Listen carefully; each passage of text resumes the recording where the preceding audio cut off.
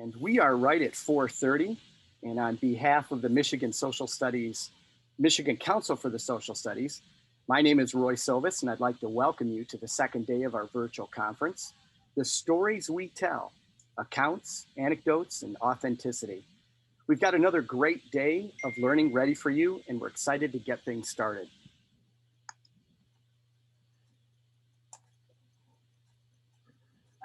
In just a couple of minutes, we'll be inviting our second keynote speaker to the stage, Iman Graywal, the founder and director of Strengthening Girls' Voices and Choices Through Education. But first, we've got a couple of conference things to go over with you and a brief word from one of our amazing sponsors who made today possible. At the end of each session, please take the session survey. These are individualized for each session, of course, and the results will be shared with the presenters. You'll find the survey down at the bottom of each session description page in both the conference app and the web platform, pictured on this slide. Every session survey you complete gains you another entry into our conference drawing for one of 10 free copies of the book, We Interrupt This Broadcast. It contains an audio CD, and it was partially written by Monday's keynote speaker, Bill Curtis. This conference would not be possible without the help and support of our amazing sponsors. And by sponsoring the conference, our exhibitors have helped offset some of the costs of running an event like this one. You can visit all of them in the virtual exhibit hall anytime during the conference itself. Many of them have set up appointment hours and have a lot of valuable information about the products and services they provide. Today's conference sessions are sponsored by American History Tours. I'd like to now turn things over to American History Tour owner, Glenn Fountain, for a brief message. Glenn? Thank you. I appreciate your time and introducing me. Thank you, everybody, for attending these conferences. I hope that you get as much out of them as what I do. I've been attending now for, I think this is my third year, and I've really been enjoying getting to know quite a few people who come into these conferences. I started our business, American History Tours, about, since 2013. So we're working on our 9th year. We are located in Michigan, a little town called Saranac, and we offer tours to places like Washington, D.C., Philadelphia, New York. We take groups up to Mackinac Island and over to Chicago. So we go all kinds of places. And we are a small company, and we offer just as much as what those large tour companies can offer you as well. We do online registrations, online payments. Each school gets their own personal website for their group. And so we can do all those things, but what we specialize in is our cost. We offer the lowest cost that you could find. And in fact, this year, we are applying for our nonprofit status. And so we are very, very excited about that. And that being said, we are offering this year to do student tours for 2022 at our cost. And so if that is something that interests you, if you currently use a large tour company, or if you are running a tour yourself, maybe you take your students somewhere in the summertime or over spring break or something, give us a call or send me an email, and we can do those things for you at our cost. We'll sit down together and we will work out an itinerary that benefits you and one that you think will benefit your students. And we will add up all the costs for you, show you what they are, and that'll be your student cost. We do have professionals that attend the tours with you. If you are going on an overnight tour, for example, Washington, D.C., we go with you, we handle everything for you so that you can enjoy the tour just as much as your students do and take a lot of pressure off from you. One of my teachers that I work with over in Ionia Middle School, he says that his favorite thing about our company is that we handle the fundraising for them. Those of you who fundraise for anything before know that that is a lot of work. And we have a team that collects those fundraisers. We tally everything up. We box everything up per student so teachers don't have to do any sorting, and we deliver it to them. And it just makes the process a lot easier. And so that's one of the biggest benefits of our company. If you are interested in a tour, if you're interested in a quote, send me an email or give me a call, and we can contact each other and work something out. I am sure that you will be happy with our service. If you look at our documents that we have, you will see my references are in there. Several schools that use us have written a reference for me to share with you, and you are welcome to give them a call or send them an email as well, and they will vouch for the service that we provide. We are very proud of our company. Last year, as you well know, most tours were canceled. For our company, we were able to give every one of our customers their money back 100%. That's one of the reasons why I started my own business, was getting what I felt was getting ripped off by big companies. We don't have late fees. We don't have registration fees. We don't have cancellation fees. If somebody can't make it to the trip, or even if a student simply changes their mind, doesn't want to go, we give them their money back 100%. We don't spend any of it until the tour takes off. And so you can be confident in signing up a tour, and parents will not lose their money and not even be able to go on the tour. It's one of the things that we are very proud of. And so if you're interested, any type of tour, give us or send me an email and I will contact you and we can set up a time to talk. You'll be very happy with our service. And I really look forward to working with you on a fantastic student tour. If you've never done student travel before, if it makes you nervous, don't worry, we can handle everything for you and you will have a blast. Your students will have the time of their lives. There's nothing like walking up the Lincoln Memorial or visiting Arlington Cemetery. There's nothing like it in the world. And so if you are interested in giving your students that possibility, let me know and we can work something out for next year. And so thank you again for attending this conference.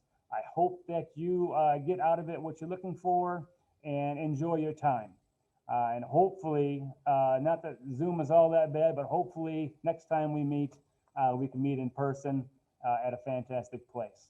Thank you all and have a wonderful evening. Glenn, thank you so much.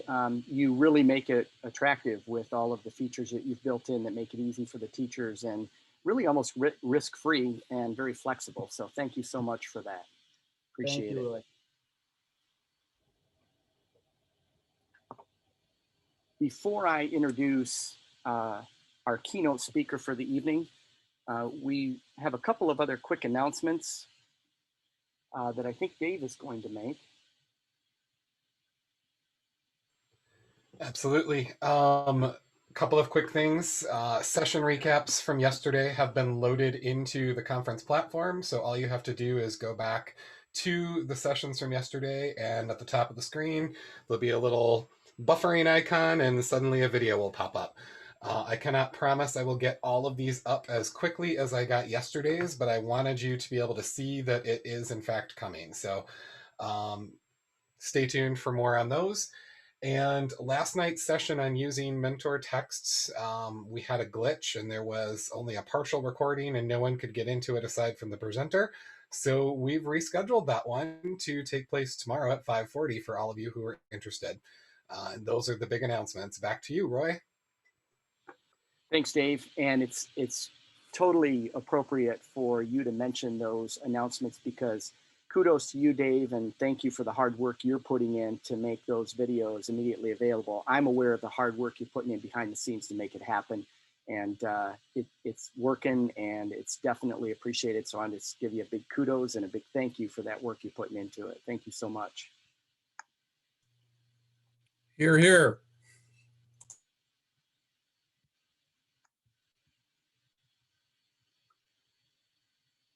Our keynote speaker today is Dr. Iman Graywall, a professor at Eastern Michigan University. Dr. Graywall is a full-time lecturer in the Department of Teacher Education at Eastern Michigan University and the founder and director of SICA, Strengthening Girls' Voices and Choices Through Education, a nonprofit that offers community-based mentoring and scholarships for girls living in poverty. Iman is a former Waldorf school teacher. Today, she's speaking to us about Sikhism in the Michigan Content Standards. And with that, I'd like to turn things over to Dr. Graywall. Dr. Graywall? Thank you so much, Roy. And hello, everybody. Such a pleasure to be here. I could just close my eyes and imagine we were in Traverse City. It was 2020. The room was very full of all of you. You know how exciting conferences can be. And there's laughter, and we can actually see each other. But here we are with a good thank you both Roy and Dave for all the work you've put into transitioning us from an in-person to an online. And thank you also for giving me this opportunity to share stories that are deeply meaningful to me with the community I have long been a member of, but I've never had an opportunity to share these stories with my community. I would like to begin by acknowledging and honoring the dedicated persistence each of you have shown towards caring for your students and their families during this most challenging times. Respecting the value of your time, I have given my best effort to making this an engaging and hopefully very productive session. As Roy mentioned, I have several different identities, and today I speak to you as a Sikh place-based educator. I will talk about Sikhism to some length throughout my presentation, so I'll give you a very bare bones introduction to place-based education for those of you who might not have heard of it. At its barest, place-based education is anchored in three main anchors: student-driven inquiry, community engagement and belonging, and informed civic engagement, with the purpose of liberating and empowering individual students and their communities. My hope is that by the end of this presentation, you will see how aligned my practice as a place-based educator is with my Sikh faith. At this point, I'm going to share my screen, and hopefully you'll let me know if you can see it. Roy can, all right, all good. All right, so I'm going to let you all just look at my first slide and take a moment to see what you notice. I'm going to have to move this here. And I am going to do a very educator thing, and I am going to show you 13 different images and see how many of these images you can name. I'll give you a few minutes.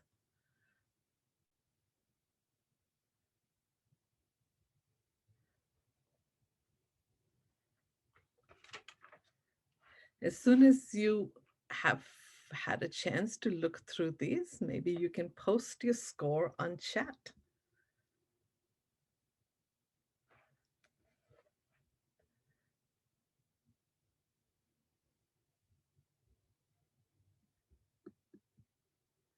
All right, so I want to know what your score was from 1 to 13. And you know, as educators, we have a love-hate relationship with scores, right?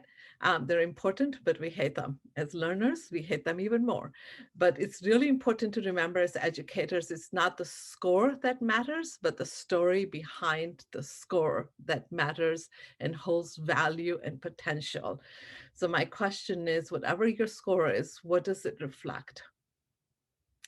Probably reflects that you've not heard any or most of the stories that go with those images, right? So what does it matter? right? Because the conference focuses on stories. So question is, what stories are we not hearing? And why these absent stories matter. And I'll start by saying they matter because I matter. They matter because my father mattered, my brother matters, my sister matters, my nephew matters, my sons matter, my community matters, and most importantly, because knowledge matters. The more we know, the less we other. The more we know, the less we fear. So a little bit later, I'm going to talk about revolutionary and radical love in schools as places of storytelling and radical and revolutionary love. But right now, I want to talk about the fact that stories are a very safe, engaging, and powerful way to change the strange or strangers to the known. So I'm going to tell you the story behind some of the images that I showed in the previous slide. And I'll start by first talking about the word, my religion, Sikh. So there are two ways to pronounce it. Sikh is how we pronounce it in India. When non-Punjabi, Punjabi is my native tongue, my mother tongue, when non-Punjabi speakers, mostly English speakers, try to pronounce Sikh, it sounds like, so if somebody was to say, Iman, what's your faith? And I say, I'm a Sikh, most people would hear it that I am sick, S-I-C-K, and say, oh, do you have a cold? Are you not feeling well? And I'd go, no, no, no, I am a Sikh. And so we changed the pronunciation to Sikh, Seekh, and then have in the more recent times reclaimed its original pronunciation, S-I-C. So if you pronounce it, think of it as S-I-C-K, but with an H at the end, Sikh, right? So Sikhism is the fifth largest religion in the world. It is also the most modern religion in the world. And its most basic translation, Sikh means learner. So we as Sikhs are driven to or encouraged to be learners, right? And so it's so appropriate for Sikhism to be included in an educational curriculum that is all about seeking knowledge. It is also important to note at this point that Sikhism is an independent religion. When the social studies standards first got written, there was some confusion that Sikhism is a blend of Hinduism and Islam. It is not. It is an independent religion that stands on its own. Now, before I begin telling you stories, I want to say two things. First, the stories I tell are not complete stories. They're just short stories I'm introducing people, ideas, and my values. They're not complete stories. Second, these stories are stories I am telling from my perspective. If someone else was telling these stories, they would tell them differently, right? And I always say it's people who tell stories are often not the ones that have labored through those stories. And so the people who've really labored through it is the Sikh Coalition. And I'm going to give a big shout out to Pritpal Kaur, who has joined us representing the Sikh Coalition. So I am telling a story. I have only had a small part in creating, and the Sikh Coalition has been the big leaders. So I was born and raised in India. Traveled all across India. My dad was in the army, came to the US as an international student, actually to Eastern Michigan University, and has remained there in some capacity for the last 30 years. I love Eastern Michigan University. Go Eagles.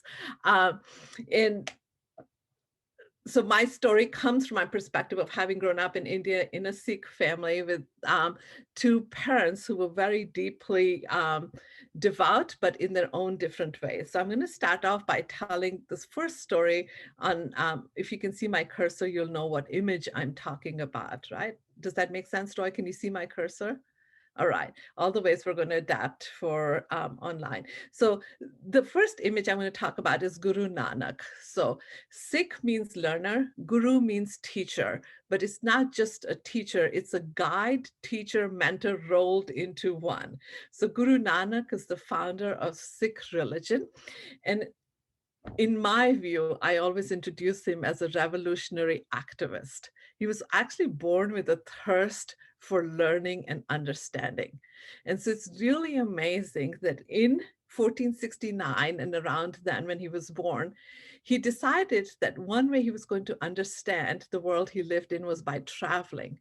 So he traveled by foot over 1,700 miles in 26 years.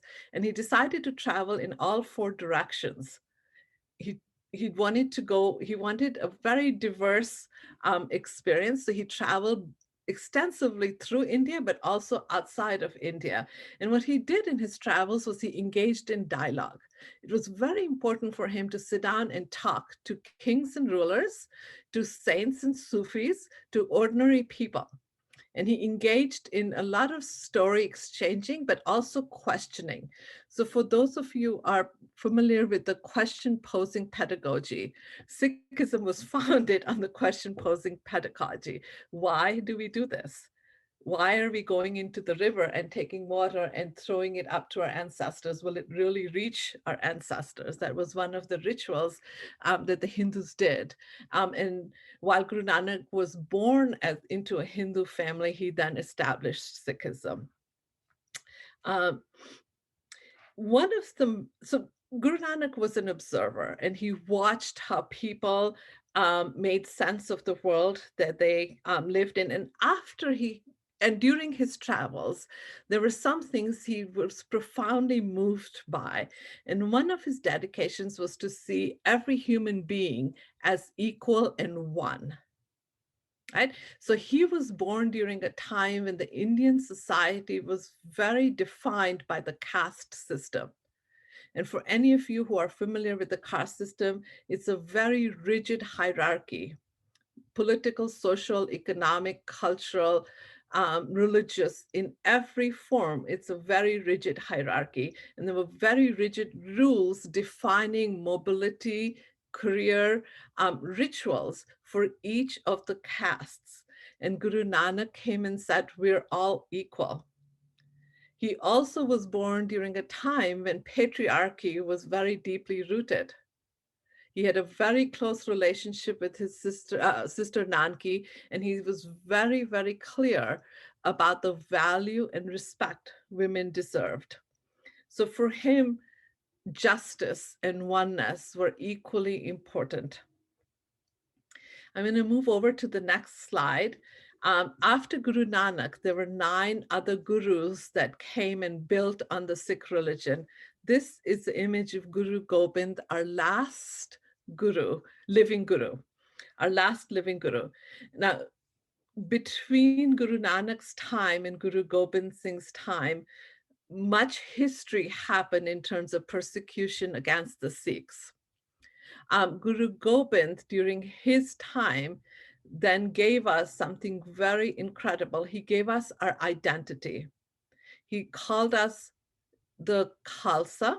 He gave us 5 articles of faith that we were to have on us that set us apart from others. And that identity of a warrior saint is what he gave us. And I'll talk more about what the warrior saint means. But his idea was that as Sikhs, we should look distinctively from others so people would know when we are in a crowd that if somebody needed safety or protection or caring, they could seek out a Sikh, and that is where they would find, unarguably, safety, security, and caring. My warrior saint is very well captured in one of the slides I'll talk about later in terms of radical love. It is this dedication to do what is just and right, and do it persistently, even when things are challenging. I'm going to move down to this image here of Mai Bhago. This is Mai Bhago, who was one of Guru Gobind Singh's guards. She she did not choose to be in that role, but earned her right to be his guard when she came in contact with 46 soldiers who abandoned their post in guarding Guru Gobind Singh because they were being persecuted by the Persian invaders. And she gathered them and decided to lead them back to Guru Gobind to protect him, fiercely and with no hesitation.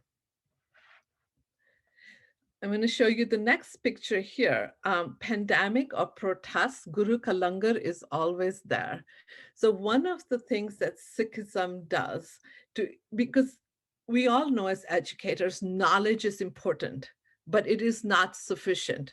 Knowledge must always come with action, with informed civic engagement. We need to do something different when we know something different. So it is a practice in my religion as a form of expression of equality, justice, and oneness, that every place of worship, which is called a Gurdwara, has a communal kitchen where the Sangat, the community come together, cook together, and eat together on the floor and wash and clean up together.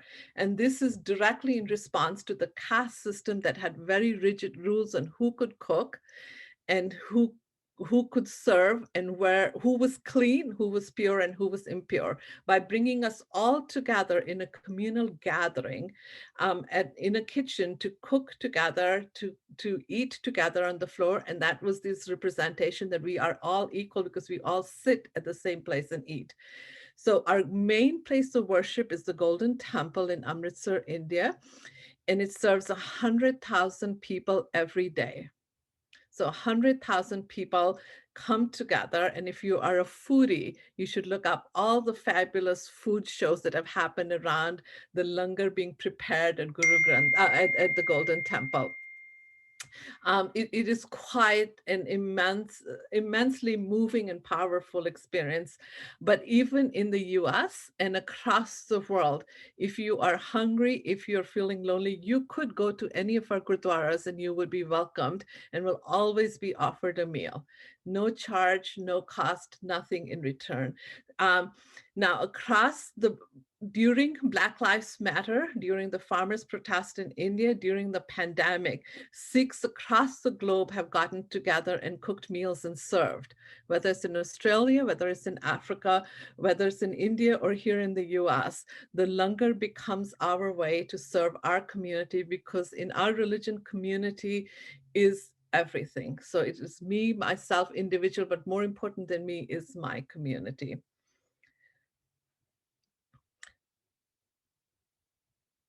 So 9/11 happened, right? 9/11 happened in 2001. My brother was visiting from India. I was living in South Lyon at that time, and we went to an apple orchard, and we didn't make connections yet to what was to come for our community. We went apple picking in South Lyon. My brother wears the turban, has a beard, and we were apple picking, and there were a group of young high school students who drove by and called him Osama bin Laden. My brother's quick on his feet, and he says, Timothy McWayne, like if I'm right. And so it didn't quite go well, but I know it was kind of, it woke us up to how people were making sense of seeing Osama bin Laden on the screen and translating that to equal all Sikhs. So in not that many days after 9/11, on September 15th, Balbir Singh Sodhi was the first person to be, Sikh gentleman to be killed outside of his gas station as he planted flowers by someone who claimed to be a patriot. The targeting of Sikhs post 9/11 continued. This image right here is of Prabjot Singh, who was a professor at Columbia University, and he was beaten up for wearing his turban and having a beard. And his response, when his attackers were arrested, he actually invited them to come to a Gurdwara with him. And he talked to them about Sikhi, about his turban, his identity, his faith, and they ate a meal together. This picture here, I'm going to go to this one here. This picture is of a Gurdwara in Oak Creek, Wisconsin, where an attacker went into our temple and killed 6 people as services were going on. The response of the Oak Creek community was, of course, grief and shock, and that soon turned to outreach. They reached out to their community. They held several dialogues with the community to inform people about their faith, but also to inform about the ignorance and the violence that was going on.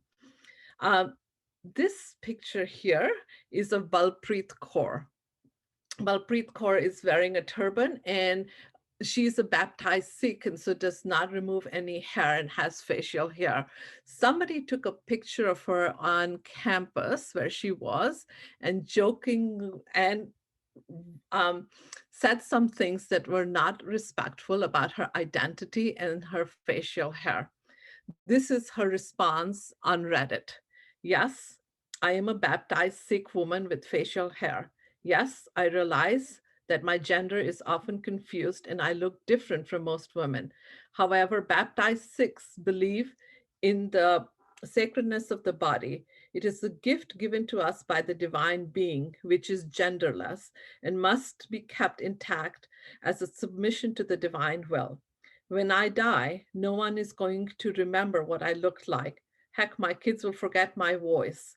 All my physical memory will fade away. However, my impact and legacy will remain. And by not focusing on the physical beauty, I have time to cultivate those inner virtues and hopefully focus my life on creating change and progress this world in any way that I can. This is what she sent out. And the reaction, the person who posted her picture apologized, read her reaction, thought about his post and its impact, and actually apologized to her. This picture here is of a sheriff in Texas who was shot last year, point blank, for wearing a turban. He had been in the sheriff's department, Sandeep Dhaliwal. He has served in the sheriff's department for 10 years and was known in his community for being a loving, devoted, and enthusiastic community member. This picture here is of the farmers' protest. If you have not heard of the ongoing farmers' protest in India, I would highly encourage you to do some research and reading out. So the first Sikhs came to America in 1899. As our roots, we are all farmers. So the first Sikhs that came to America were farmers and settled in the West Coast and have slowly spread across the US. But farming is in our Sikh blood. We are very close. Sikhism speaks very deeply about valuing nature and preserving ecology. We're farmers. The farmers' protest is the largest peaceful rally and longest protest in the history of the world. The Sikhs have been gathered and now have been joined by farmers across India from different faiths protesting certain bills that the government is trying to pass to minimize or even rob them of some basic rights. What I wanted to say a little bit about the farmers' protest is the first thing the farmers did was set up the langar, right? First came the langar.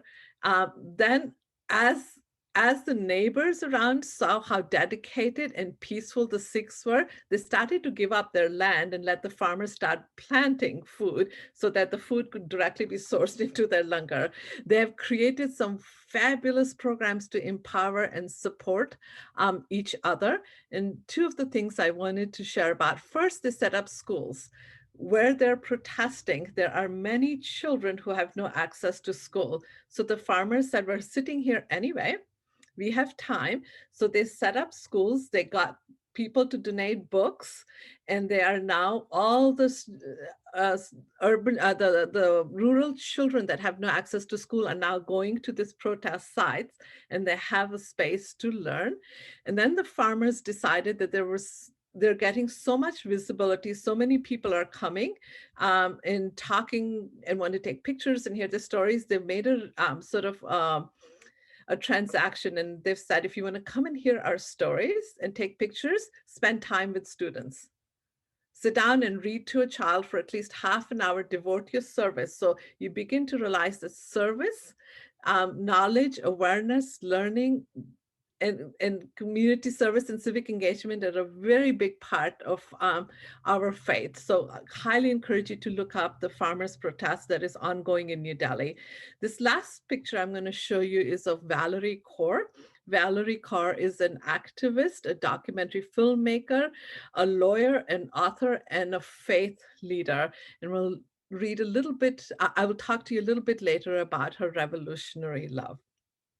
I also wanted to share the Sikh Coalition has sponsored and supporting more production of children's literature around Sikhism, with the main characters being Sikhs. Here are names of 3 books that you could easily gather, reach out to, or have in your classrooms. All right, so I skipped one slide, and it's all right.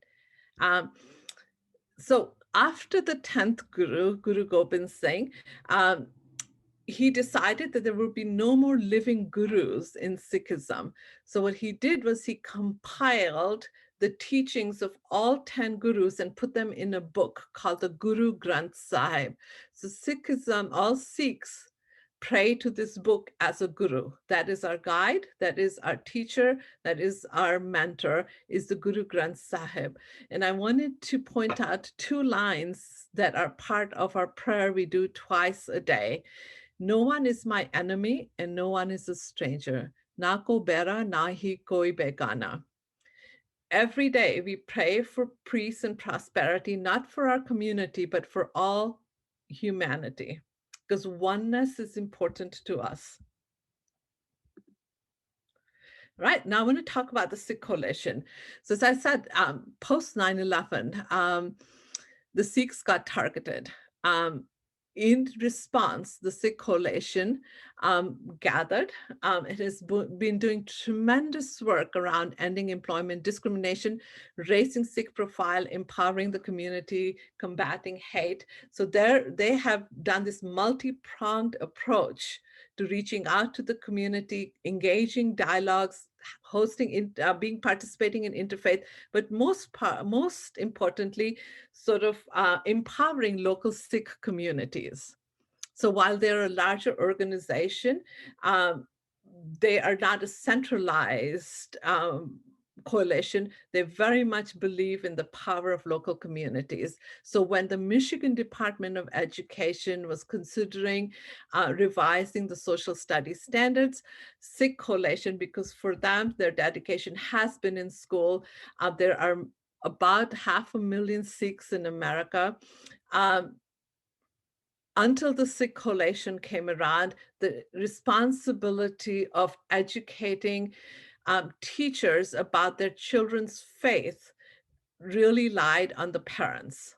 Right, so the parents would go in and say, my son wears patka because da, da, da. So my nephew, when he was first came from India, he was 7 years old. And every time we'd go swimming, some nice person would tell him, oh, you know, you're in the boys' restroom, you should be in the girls' restroom. And I thought, a 7-year-old not waiting for you to tell him what his gender is. He knows what his gender is. But that niceness also comes from not knowing. Right? It was never meant to put him down, but that is the impact it had. But it could be prevented from knowing why Nirbhay had long hair. Right? Why did he have long hair? He could be male and have long hair. So the conversations around educating and raising awareness around Sikhi for the longest time sort of sat with the parents who themselves were immigrants and not super comfortable about going and talking to teachers, but the Sikh Coalition, when it was founded, did a tremendous job of creating curricula, creating conversations that parents could have with their children's teachers. And because for them, creating school safe school spaces was very, very critical. So when this opening came across the country in different states, the Sikh Coalition did a remarkable job of reaching out to our Michigan community and gathering the leaders and community members in the Sikh community and saying, hey, here's an opportunity. And then sort of led us through the steps, like Roy and Dave said, very engaging dialogue. Lots of us wrote in and saying, please include Sikhism in the Michigan Social Studies Standards. We're here. We would like the world, our students to know, and more importantly, we would like our children to see themselves represented, because they are American and they're Sikhs, right?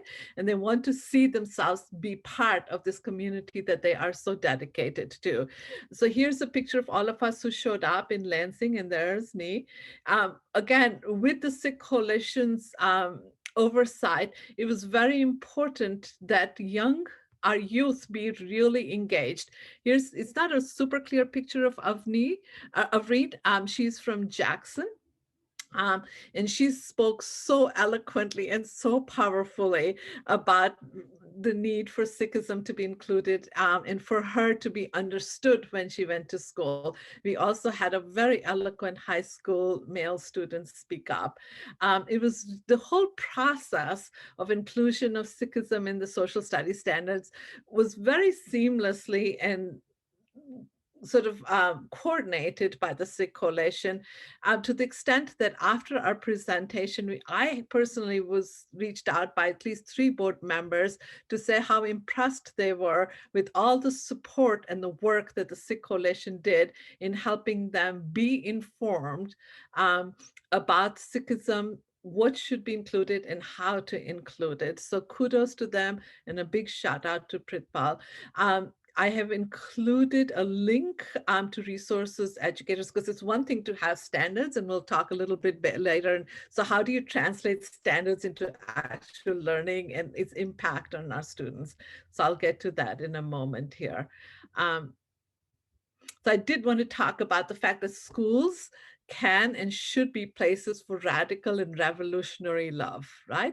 And what does this love mean? So Valerie Carr, the lawyer, the author, has written a new book called See No Stranger, in which she talks about, you are a part of me I do not know yet. Starting from the place of wonder, the world begins to change. It is a practice that can transform a relationship, a community, a culture, even a nation. For any of you interested, here is a link to her website that offers a whole curriculum on the self and the stranger, and learning to reduce the distance between the self and the stranger, and the healing component that comes from that it becomes a necessity when we have othered people. For any of you who know Paulo Freire, I'm a big fan of Paulo Freire, the Brazilian revolutionary educator. And he talked about something that really encompasses this whole value of warrior saint that I talked about earlier, that Guru Gobind Singh gave us as our identity. It's a committed willingness to struggle persistently with purpose in our life, to be lively, forceful, and inspiring, while challenging and insistent, and intimately connected to what it means to be human. Radical love isn't about violence and silence. It is about peace and action. It's about courage, not fear, and it is about a commitment to others. This ideology is extremely inspiring and very beautifully captures what I believe to be the true essence of being a warrior saint. All right, so what's your name story? So I know, because I've been part of public schools and schools in the US, we recognize that differences need to be respected, understood, valued, right? oftentimes the translation is a multicultural day or multicultural night, or people wearing their native costumes, bringing food from their country or their culture or their ethnicity, and dance. I'm urging that understanding of Sikhism and its translation go much deeper than food, clothes, and music. And here's an interesting story that actually just came up last week. It would be really interesting to translate stories into our teaching practice. So one of the things I do with my undergrad and even my doctoral students is to begin the semester by saying, share your name story. And it's a pretty easy entry into building a relationship with your students, right? And you hear the most fascinating and interesting things. So I was doing this exercise with my undergraduate students, one of whom is a Sikh student from Jackson. And with her permission, I'm sharing her story. Her name is Kamaljeet Kaur. She is an undergraduate student, so not a K through 12 student. And she said, Iman, I have to share this story with this class. And I said, what is your story? She says, I remember being in 7th grade and we had a substitute teacher and he was going through the roster taking attendance. He came to my name, didn't know how to pronounce it, and called me Camel Jet. And my good friend very quickly drew a picture of a jet with a camel on top. And she ran into her room, like this last week, opened a box and bought the picture that her friend had drawn of the camel on a jet. And she has saved it years later, and she was laughing, but all of us heard the pain in her voice. How difficult it is to stop and to know the names of our students, and how intriguing to hear the stories, and how wonderful for them to know that you care enough and value enough to know their stories. So I wanted to talk also a little bit about our middle names. So all Sikh women have Kaur in their middle name. It was given to us by Guru Gobind Singh when he gave us our identity. He said, all Sikh women will have Kaur as their middle name. Kaur means princess. It also allows us to have an identity that is not attached to a male, because the last names were always given to us by our fathers or by our husbands. And Guru Gobind Singh said, it is okay for women not to have last names. I could just be Imandeep Kaur, and then I would have an identity that would be separate and enough by myself. It might seem pretty simple in 2021, but imagine this back in the 1800s in a society that is so deeply patriarchal, for women to feel valued and to be able to have an identity that was their own. Singh is the name that all Sikh men have as their middle name. Literally, it means lion, and its essence is courage. Always have the courage to stand up, to protect, to serve, to care. So just a little bit, next time you have a student that is a Singh or a Kaur, you'll go, oh, I remember what Iman said.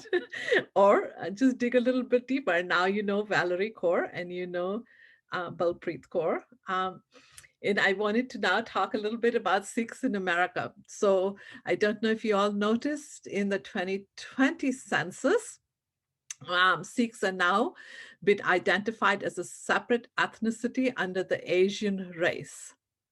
That's a big victory for us. So we will actually have a count. Governor Whitmer in 2016 dedicated April as Sikh Awareness Month. In April is our new year, Baisakhi. So she decided April would be dedicated. I wanted to show you a representation of where we are and what we're doing in the American community. We are superheroes. If you ever go to New York, you will see the Sikh superhero. We are teachers and educators. We are Grammy Award winners. We serve in the armed forces and in every possible way. Actors and models in New York, in the Times Square.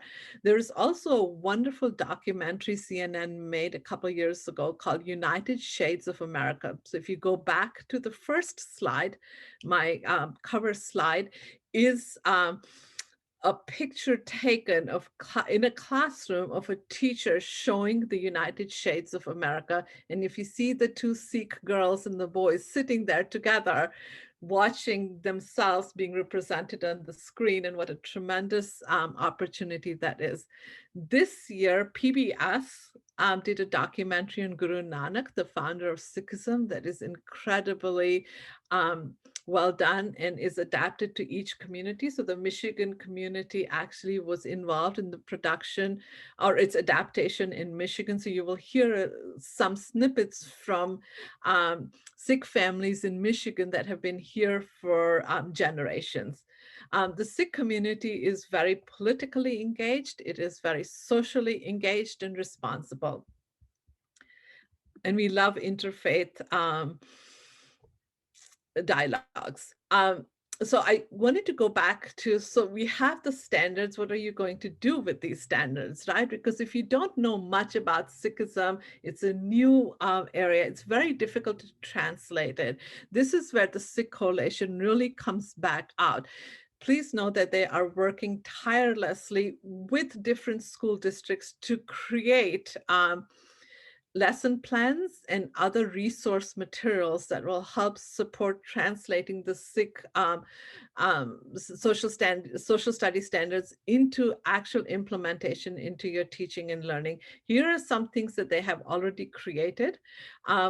Please feel free to browse their website or email. If you've deciphered nothing other than the fact that we are a very warm and welcoming and open community and very willing to engage in dialogue, I hope that you will be inspired to reach out. I have one, oh good, I'm good on time. So I wonder if any of you are big basketball fans, NBA fans? All right. So I'm a big basketball fan. My younger son is on a basketball scholarship at Emory. So I've become a big, March Madness was his favorite thing in throughout the year. So I don't know if you all know about the Raptors and their super fan Nav Bhatia.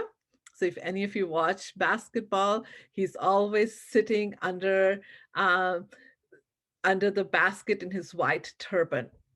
Several years ago, somebody in the audience started to heckle Nav Bhatia and actually wrote some things that were derogatory of Nav Bhatia.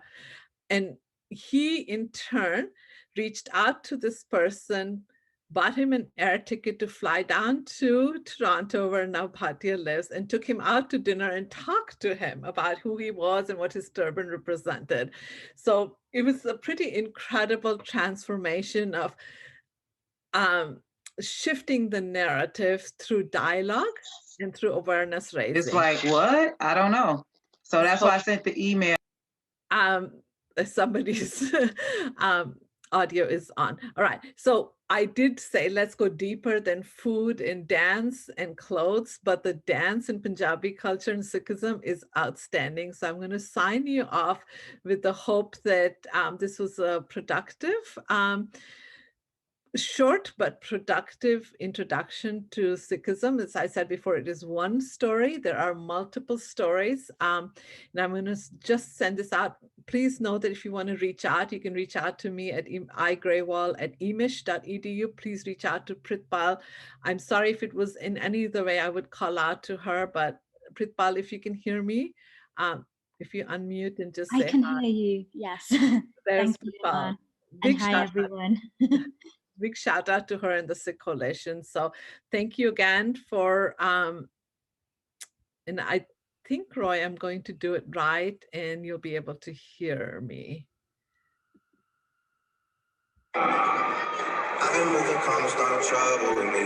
Try and keep it peaceful as a struggle. You're probably wondering what this has to do with Bhangra, but it does. Just hang in there. I don't want to talk for them to miss me. Yes, I see the things that they wish, you know. So I got some brothers that I live with. They don't tell the stories different from me. God's plan. God's plan. I go back sometimes I won't. I feel good sometimes I don't. I feel next time with the road.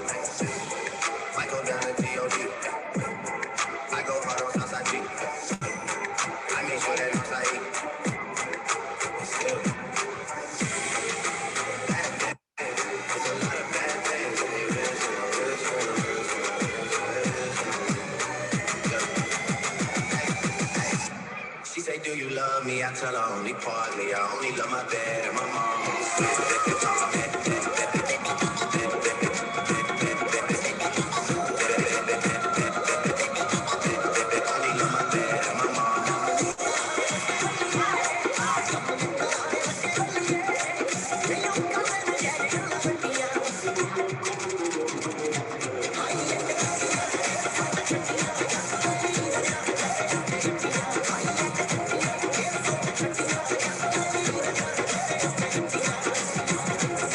So I just want to say these are students that would maybe be in your classrooms. So they're here, they're doing their best and representing their communities and their faith.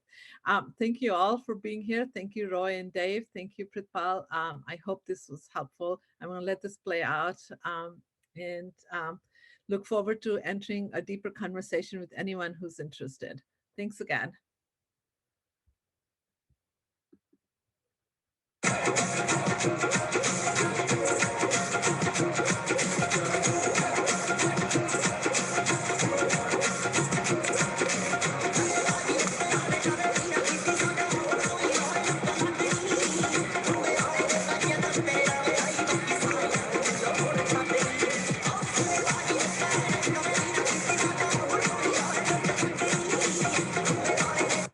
If any of you are from the Plymouth Canton school districts, please know that there is a Bhangra team at your school you could reach out to.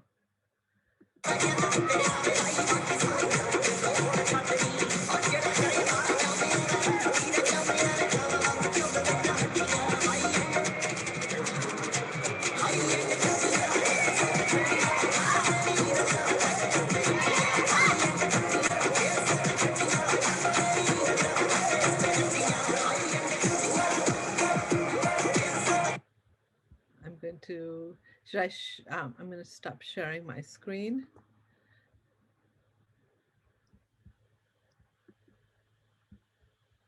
Okay. Of course, there always has to be some technical issue at the very end about turning off my screen. I didn't know why. Oh, there we go. Thank you. There we go. Thank you. I appreciate that. Iman, thank you so much for educating us on Sikhism and providing resources and a great overview.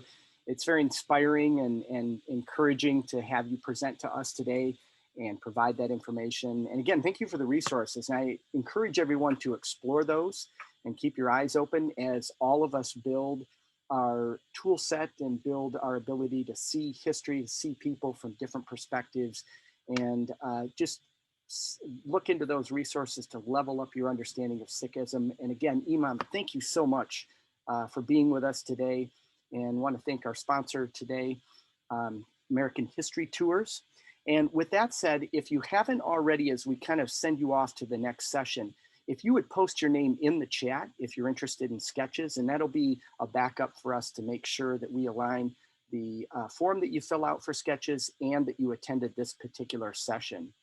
So again, thank you for your time, and we'll head to break and giving you time to get to your next session. Enjoy our conference, the stories we tell, and have a great conference experience. Thanks, everybody. Thank you.